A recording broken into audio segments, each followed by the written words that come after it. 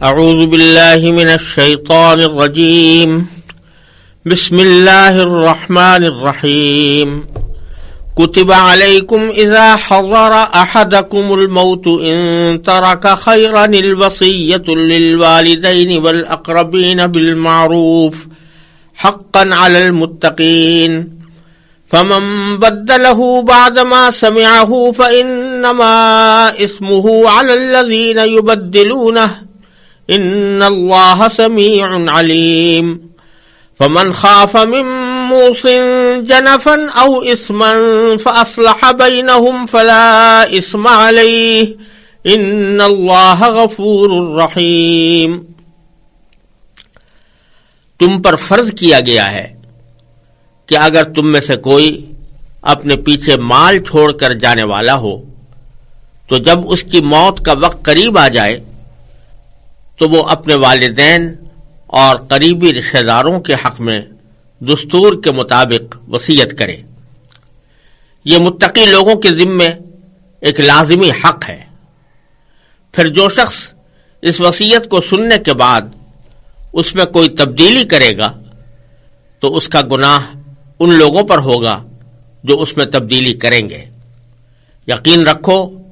کہ اللہ سب کچھ سنتا جانتا ہے۔ ہاں، اگر کسی شخص کو یہ اندیشہ ہو کہ کوئی وصیت کرنے والا بیجا طرفداری یا گناہ کا ارتکاب کر رہا ہے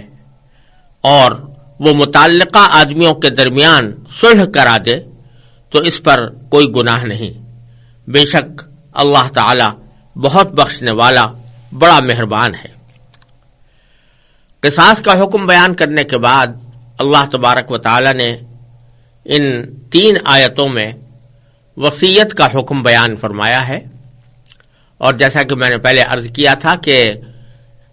انسان کی زندگی میں 2 چیزیں خاص طور پر حرمت رکھتی ہیں، ایک اس کی جان اور دوسرا اس کا مال۔ تو جان کے بارے میں اللہ تبارک و تعالی نے پچھلی آیتوں میں قصاص کے احکام عطا فرمائے، اور مال کے سلسلے میں خاص طور پر وصیت کا ذکر فرمایا۔ یہ آیت اس دور میں نازل ہوئی تھی جب مرنے والے کے ترکے میں وارثوں کے حصے اللہ تبارک و تعالی نے ابھی متعین نہیں فرمائے تھے۔ چنانچہ ہوتا یہ تھا کہ سارا ترکہ مرنے والے کے لڑکوں کو مل جاتا تھا۔ اس آیت کریمہ نے یہ فرض قرار دیا کہ ہر انسان مرنے سے پہلے اپنے والدین اور دوسرے رشتہ داروں کے حق میں وصیت کر کے جائے، یعنی یہ بتائے کہ اس کے مال میں سے کتنا حصہ والدین کو اور کتنا کسی دوسرے رشتہ داروں کو دیا جائے گا۔ بعد میں سورہ نساء کی آیات نمبر 11 سے لے کر 14 تک نازل ہوئیں۔ ان آیتوں میں اللہ تبارک و تعالی نے تمام وارثوں کی تفصیل اور ان کے حصے خود مقرر فرما دیے۔ اس کے بعد جس وصیت کا اس آیت میں ذکر ہے وہ فرض تو نہیں رہی، البتہ اگر کسی شخص کے ذمے کوئی حق ہو، مثلا کسی کا قرض اس کے ذمے واجب ہے یا کسی کے کچھ پیسے دینے ہیں، تو اس کی وصیت کرنا اب بھی فرض ہے۔ اس کے علاوہ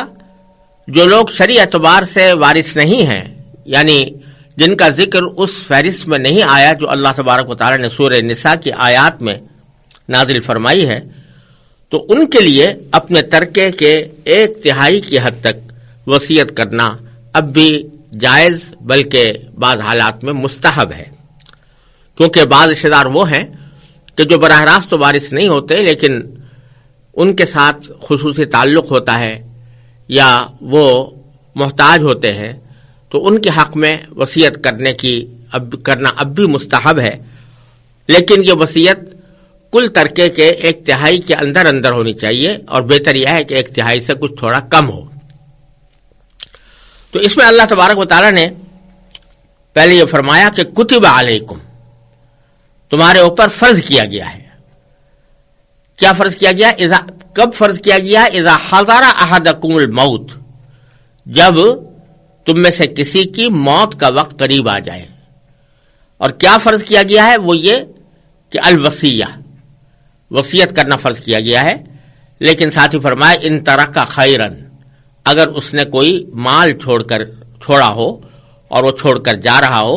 تو وصیت کرنا اس کے ذمہ فرض ہے، والدین کے لیے، للوالدین والاقربین، اور اقربین یعنی قریبی رشتہ داروں کے لیے، بالمعروف دستور کے مطابق،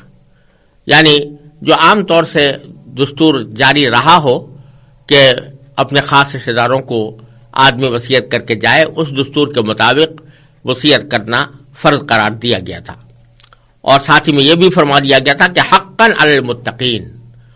یہ وصیت کرنا متقی لوگوں کے لیے ایک لازمی حق ہے۔ جیسا میں نے عرض کیا، یہ اس وقت کی بات ہے جب اللہ تعالیٰ نے خود رشتہ داروں کے حقوق متعین نہیں کیے تھے اور ان کے حصے نہیں بتائے تھے، تو اس وقت ان کے ذمے اس کو لازم قرار دیا گیا تھا۔ پھر آگے باری تعالیٰ یہ فرماتے ہیں کہ وصیت تو کرنے والے نے کر دی، اور عام طور سے ہوتا یہ ہے کہ جس وقت انسان وصیت کر رہا ہوتا ہے اس وقت میں کچھ لوگ اس کے آس پاس موجود ہوتے ہیں، وصیت کرنے کے بعد اس کا انتقال ہو گیا، اور اب اس بارے میں سوال پیدا ہوا کہ اس نے کیا وصیت کی تھی۔ تو جو لوگ اس وصیت کے گواہ تھے وہ بعض اوقات اس کی وصیت میں کوئی تبدیلی کر دیتے تھے اپنی خواہشات کے مطابق۔ مثلا کسی رشتہ دار کے لیے اس نے وصیت نہیں کی تھی مگر وہ چاہتے تھے کہ اس کے لیے وصیت کی جائے، تو انہوں نے اس رشتہ دار کا اضافہ کر دیا، یا کسی رشتہ دار کے لیے اس نے مال کی جو مقدار متعین کی تھی اس میں کمی یا زیادتی کر دی۔ اس کا ذکر ہے آگے کہ اللہ تبارک و تعالیٰ فرماتے ہیں کہ فَمَن بَدَّلَهُ بَعْدَمَا سَمِعَهُ، یعنی اس وصیت کو سننے کے بعد جو شخص اس میں کوئی تبدیلی کرے گا، یعنی لوگوں کو تبدیلی کر کے بتائے گا کہ مرنے والے نے تو وصیت یہ کی تھی حالانکہ اس کی وصیت کچھ اور تھی، تو اس کا گناہ ان لوگوں پر ہوگا جو اس میں تبدیلی کریں گے۔ فَإِنَّمَا اسْمُهُ عَلَى الَّذِينَ يُبَدِّلُونَهُ، یعنی بتلا دیا کہ ایسی تبدیلی کرنا وہ اللہ تبارک و تعالیٰ کے نزدیک بہت بڑا جرم اور بہت بڑا گناہ ہے۔ اللہ تبارک و تعالیٰ اس کو بہت زیادہ سزا کا مستحق قرار دیں گے جو مرنے والے کی وصیت میں تبدیلی کر کے اس کی منشا کے خلاف اس کے مال کو خرچ کرے۔ اور ساتھ میں یہ بھی فرما دیا کہ ان اللہ سمیع علیم، یاد رکھو کہ اللہ تعالیٰ سب کچھ سنتا جانتا ہے۔ لہذا یہ نہ سمجھنا کہ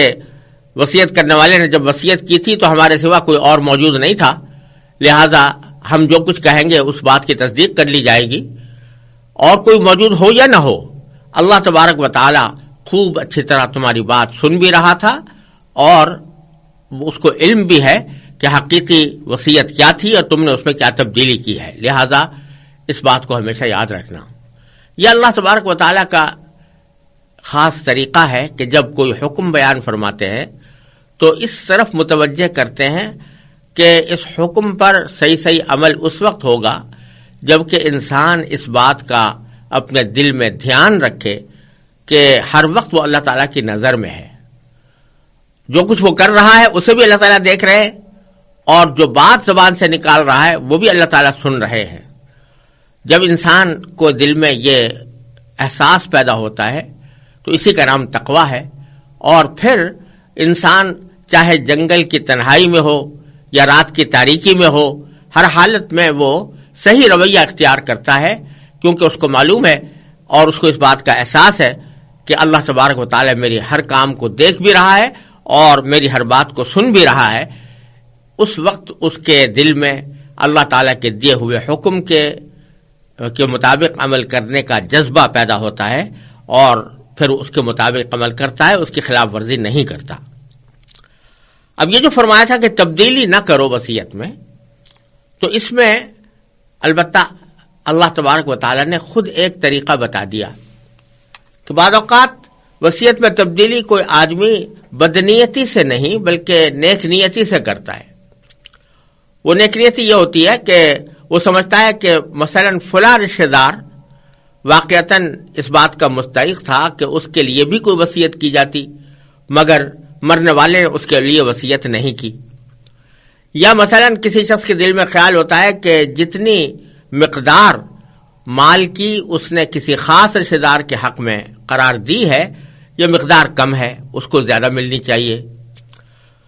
تو یہ خیال دل میں پیدا ہوتا ہے. اس کی وجہ سے بعض اوقات وہ سوچتا ہے کہ چلو جانے والا تو چلا گیا، لیکن میں اب اس وصیت کو اس طرح کر دوں کہ جو صحیح طریقے کے مطابق ہو جائے اور حقدار کو اس کا حق مل جائے. تو یہاں وہ جو وصیت میں تبدیلی کرنا چاہ رہا ہے وہ بدنیتی کی وجہ سے نہیں بلکہ نیک نیتی سے اور کسی شخص کی خیرخواہی کی وجہ سے ایسا کرتا ہے. تو اللہ تعالیٰ فرماتے ہیں کہ اگر تمہیں یہ خیرخواہی کرنی ہے تو وہ خیرخواہی وصیت کرنے والے کے مرنے کے بعد نہیں بلکہ جب وہ زندہ ہے اور جس وقت اس نے وصیت کی ہے تو اس کے مرنے سے پہلے ہی اس کو سمجھا دو، اس کو فہمائش کر دو، یہ بتا دو کہ آپ نے جو فلاں شخص کے لیے وصیت کی ہے اس میں یہ کمی رہ گئی ہے. تو ایسا کرنے میں کوئی حرج نہیں بلکہ یہ خیرخواہی کی بات ہے. تو فرمایا کہ فمن خاف من موص جنفا او اثما، ہاں اگر کسی شخص کو یہ اندیشہ ہو کہ کوئی وصیت کرنے والا بیجا طرف داری کا ارتکاب کر رہا ہے. جنفن کے معنی کسی طرف مائل ہو جانا، یعنی کسی کی بیجا طرف داری کرنا. تو وہ کوئی بیجا طرف داری کر رہا ہے. ایک شخص فی الواقعہ اتنی وصیت کا مستحق نہیں تھا لیکن اس نے اس کے حق میں وصیت کر دی ہے، یا گناہ کا ارتکاب کر رہا ہے، او اسمن، یا گناہ کا ارتکاب کر رہا ہے یعنی کسی ایسے شخص کے حق میں وصیت کر رہا ہے کہ جو در حقیقت اس کی وصیت کا مستحق نہیں تھا یا اس مقدار میں مستحق نہیں تھا جس مقدار میں اس کے لیے وصیت کی گئی ہے. تو اگر تمہیں اس بات کا اندیشہ ہو تو فرمایا کہ فاصلح بینہم، پھر وہ متعلقہ آدمیوں کے درمیان صلح کرا دے، یعنی متعلقہ آدمیوں کے حق میں خیر خواہی کرتے ہوئے اس کو جو صحیح راستہ ہے وہ وصیت کرنے والے کو بتا دے، اور پھر وہ وصیت کرنے والا خود اپنی وصیت میں اس مشورے کے مطابق تبدیلی کر دے تو پھر فلا اسم علیہ، تو ایسا کرنے والے کے لیے کوئی گناہ نہیں. اور پھر فرمایا کہ ان اللہ غفور الرحیم، بے شک اللہ تعالیٰ بہت بخشنے والا بڑا مہربان ہے. اس کا مطلب یہ کہ جس وصیت کرنے والے نے وصیت کرتے وقت اگر کسی کی بیجا طرفداری کی تھی یا کسی کو خامخواہ محروم کرنے کی کوشش کی تھی اور بعد میں اس بیچ والے آدمی کی صلاح کی بنا پر اس نے اس میں تبدیلی کر لی، تو جو پہلے اس نے ایک طرفداری کا ارتکاب کیا تھا یا گناہ کا ارتکاب کیا تھا اس کو اللہ تعالیٰ معاف فرما دے گا، کیونکہ اللہ تعالیٰ غفور ہے یعنی بہت بخشنے والا ہے، اور رحیم ہے یعنی بڑا مہربان ہے.